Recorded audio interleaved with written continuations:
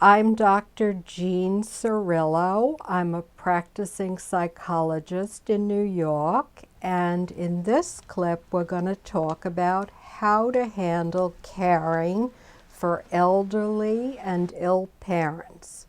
The reality is people live a lot longer today. 35 million Americans spend some time caring for an elderly relative, usually mom or dad.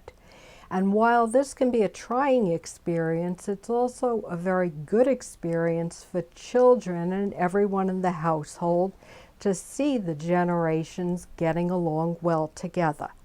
Now, what should you do to deal with an elderly relative who might not be feeling the best mentally or physically? First of all, educate yourself about the person's condition. Go online, find whatever resources you can, talk to the doctor, and make sure that you're comfortable with knowing what their requirements are for medication and for foods and otherwise.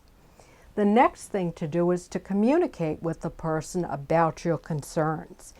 If, let's say, your mom is diabetic and she's eating sugar all the time, you communicate. You make I statements, not you statements, but you say, I'm concerned.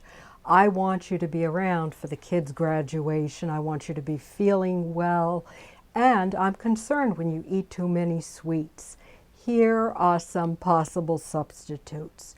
So you communicate your concerns. If you have concerns about them needing some support or about them stopping something like driving, which is difficult because it means giving up some of their independence, use specific examples to illustrate what you mean.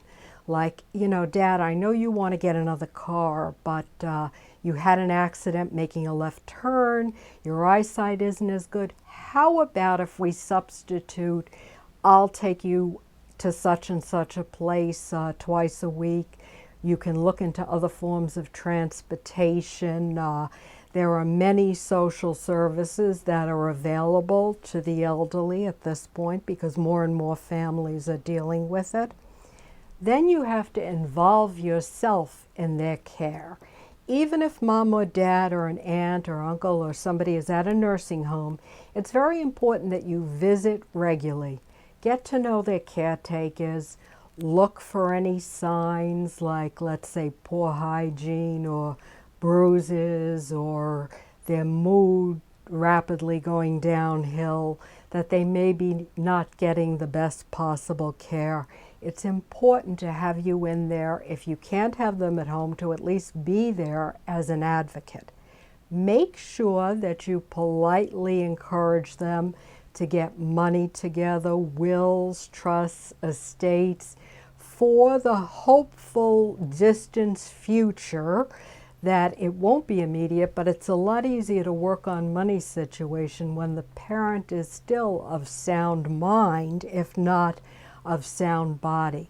And last but not least, make sure that you take a lot of time for yourself and your family. If you're exhausted, if you resent it, if you're not at your best, you're not going to be able to give your best to the person in your life who raised you very often when you were a child.